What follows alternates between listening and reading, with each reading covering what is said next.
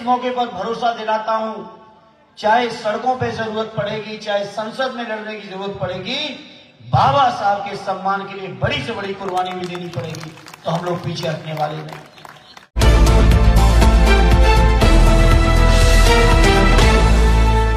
आप देख रहे हैं खबरों नजर चैनल। खबर यूपी के जिला आजमगढ़ से है, जहां अतरौलिया विधानसभा में आजमगढ़ सपा सांसद धर्मेंद्र यादव मुख्य अतिथि के रूप में कार्यकर्ता सम्मेलन को संबोधित कर रहे हैं। वो अपने संबोधन में क्या कह रहे, आइए आपको दिखाते हैं। दोस्ती चाहे इलाहाबाद रहो, लखनऊ रहो, इटावा, मैनपुरी, बदायूं रहो या आजमगढ़ हो, सभी जगह हमारी दोस्ती के अक्सर लोग चर्चा करते हैं। ऐसे हमारे बहुत पुराने और साथी और आप सबके लोकप्रिय विधायक आरडी संग्राम सिंह जी, मैं समझता हूं जब हम इलाहाबाद विश्वविद्यालय में पढ़ते थे, उसी समय से पारिवारिक तौर पर छोटे से छोटे फंक्शन से लेकर बड़े से बड़े कार्यक्रम में जिनके आने का मुझे सौभाग्य मिला, यहाँ के चेयरमैन साहब आरडी सुभाष चंद्र जायसवाल जी, आरडी सुभाष राय साहब, आरडी प्रमोद जी, बरमन यादव जी, आरडी हमारे मैनेजर साहब से लेके पूरे अतरौलिया के अगर नाम लेंगे तो मैं समझता हूं शायद कोई इलाका होगा, कोई क्षेत्र होगा जहां लोगों से पारिवारिक संपर्क ना हो। सभी मेरे अतरौलिया के सम्मानित बुजुर्गों, अतरौलिया क्षेत्र के बूथ के आए हुए सभी मेरे सम्मानित साथियों और नौजवान साथियों, पत्रकार मित्रों, हमारी कल भाई संग्राम सिंह जी से बात हो रही थी, तो मैंने इच्छा जाहिर की थी कि शाम को हम सैनपुर आना चाहते हैं। लोकसभा सत्र में व्यस्त होने के कारण बाबूजी से बहुत दिन से मिल नहीं पाया था मैं, तो मैंने कहा मैं बाबूजी से मिलने आना चाह रहा हूं शाम को। तो उन्होंने कहा शाम को 9 दिन में अतरौलिया के लोगों के बीच बाबूजी का आज कार्यक्रम का हमने आयोजन किया है, दिन में ही आ जाओगे तो अतरौलिया के लोगों से भी मुलाकात होगी, बाबूजी से भी मुलाकात होगी। तो भाई संग्राम सिंह जी, आपने मुझे इस कार्यक्रम में बुलाया, अपने सभी अतरौलिया के साथियों से मिलने का मौका मिला, और सबसे ज्यादा खुशी इस बात की है कि बाबूजी आज स्वस्थ होकर फिर से सक्रिय होकर हम सबके बीच न केवल उपस्थित हैं, बल्कि संग्राम भाई आपसे और हमसे भी ज्यादा जज्बा अभी बाबूजी में है। जहां आप आदरणीय अखिलेश यादव जी को उत्तर प्रदेश के मुख्यमंत्री बनाने की संकल्प ले रहे थे, तो बाबूजी का कहना था केवल उत्तर प्रदेश ही क्यों, दिल्ली तक का संकल्प क्यों नहीं ले रहे। तो आदरणीय बाबूजी जो इस उम्र में और तमाम स्वास्थ्य की परेशानियों के बावजूद आपके अंदर जो आज भी जज्बा है, वो मैं समझता हूं हम नौजवान पीढ़ी के लोगों के लिए प्रेरणा का केंद्र है। इतने ही अगर जज्बा हम नौजवानों में रहेगा तो उत्तर प्रदेश तो छोटा पड़ जाएगा, दिल्ली की भी कुर्सी आदरणीय अखिलेश यादव जी तक जरूर पहुंचेगी।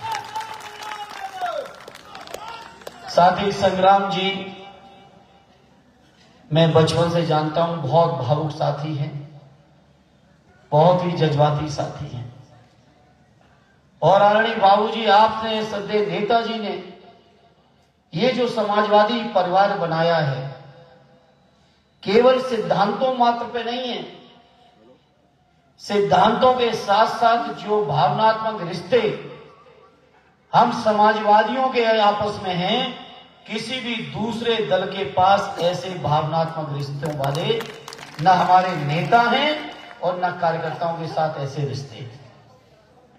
और यही जो नेताजी ने जज्बात फैलाए हैं लोगों में, नेताजी के साथियों ने जिले जिले में जो जज्बात फैलाए हैं, मैं समझता हूं हम समाजवादियों की अगर कोई सबसे बड़ी पूंजी है तो ये हमारे आपस के जज्बात और भावनाएं हैं। आजमगढ़ के बारे में आज से नहीं बचपन से सुनता रहा, आरडी बाबूजी से, जरदे बाबूजी से, आज नेताजी की कोठी पे जब कभी भी मुलाकात करने का मौका मिलता था, फिर इलाहाबाद विश्वविद्यालय के समय पे संग्राम जी से लेके आजमगढ़ के हजारों साथियों के बीच जो रहने का मौका मिला और जो रिश्ते नेताजी और आजमगढ़ के लोगों के बीच, समाजवादी विचारधारा और आजमगढ़ के लोगों के बीच जो रिश्ते रहे हैं, दुनिया की कोई ताकत और रिश्तों को कमजोर कभी नहीं कर पाएगी। ये हम जरूर आज इस मौके पर कहना चाहते हैं।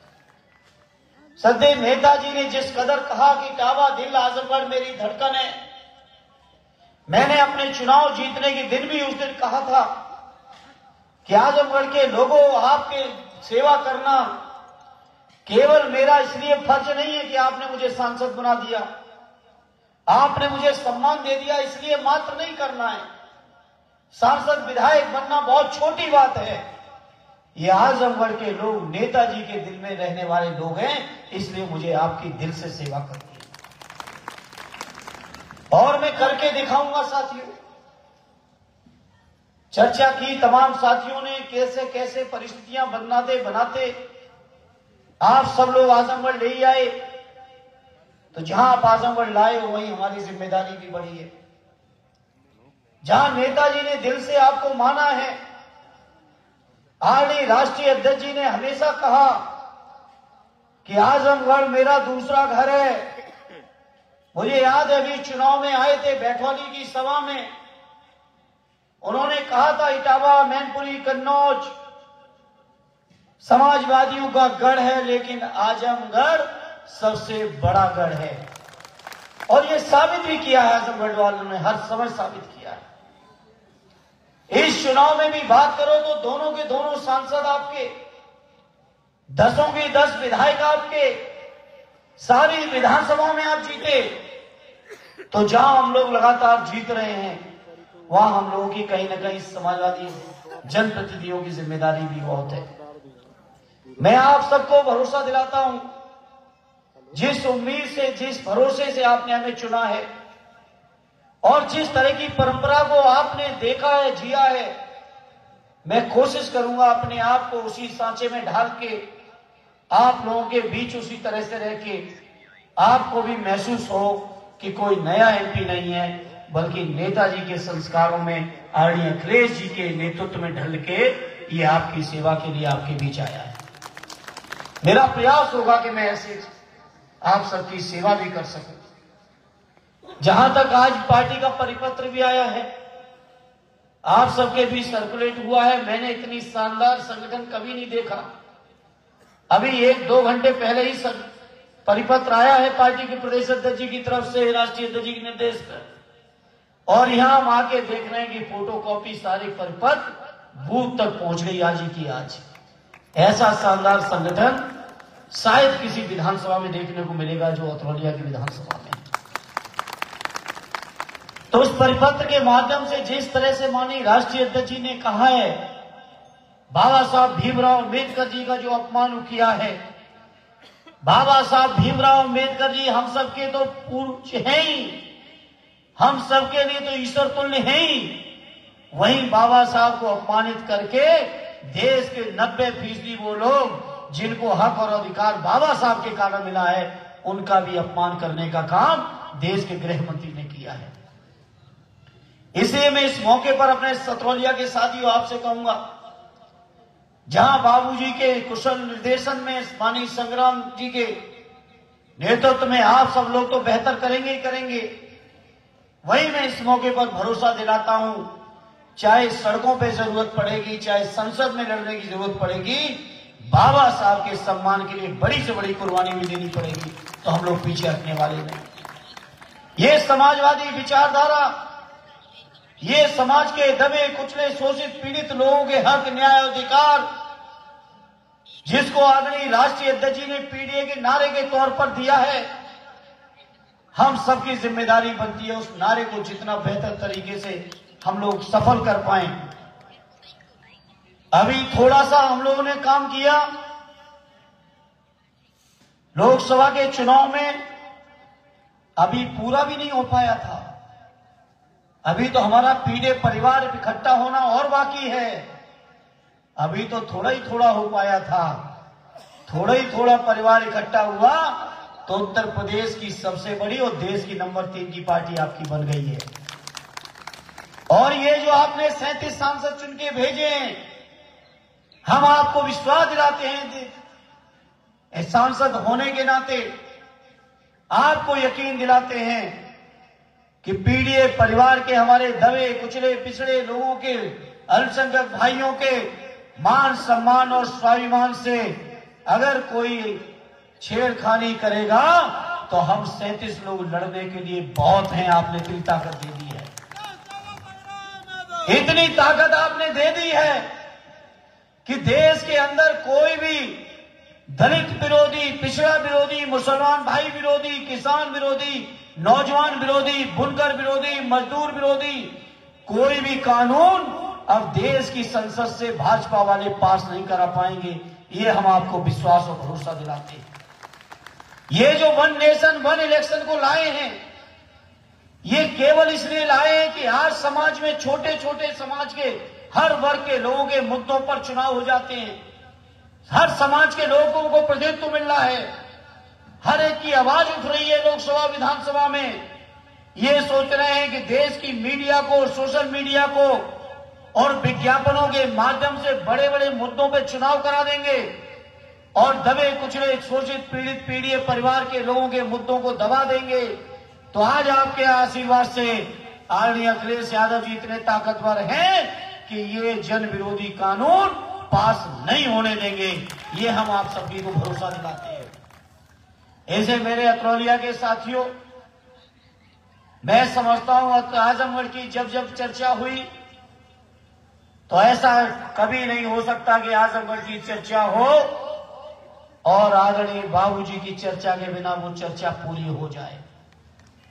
आजमगढ़ की चर्चा हो, अतरौलिया के बिना वो चर्चा पूरी हो जाए, ऐसा संभव नहीं है।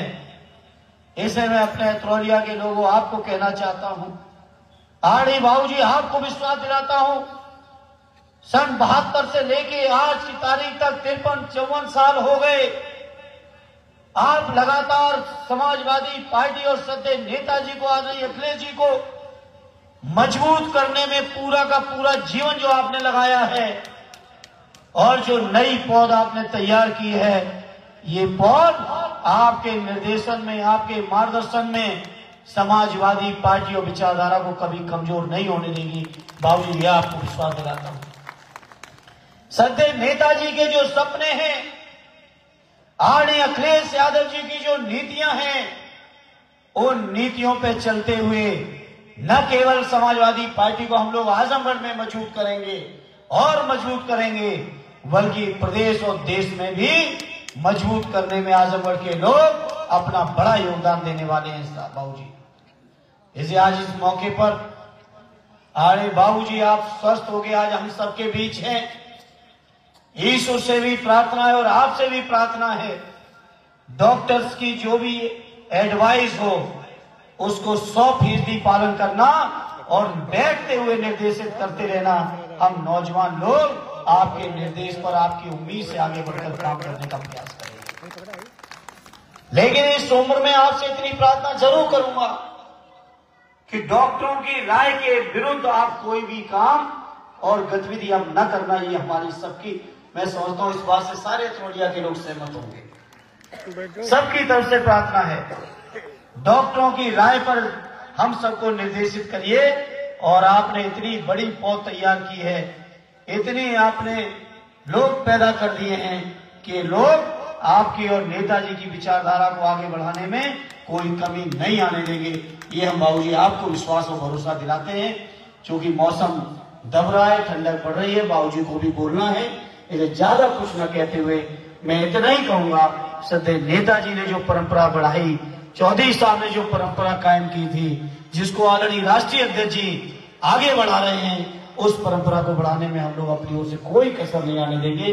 ये अतरौलिया के लोग आपको विश्वास और भरोसा दिलाते हुए एक बार फिर भाई संग्राम जी और अतरौलिया के सारे पदाधिकारियों का हृदय से धन्यवाद देते हुए अपनी बात को विराम देता हूं। जय हिंद, जय भारत।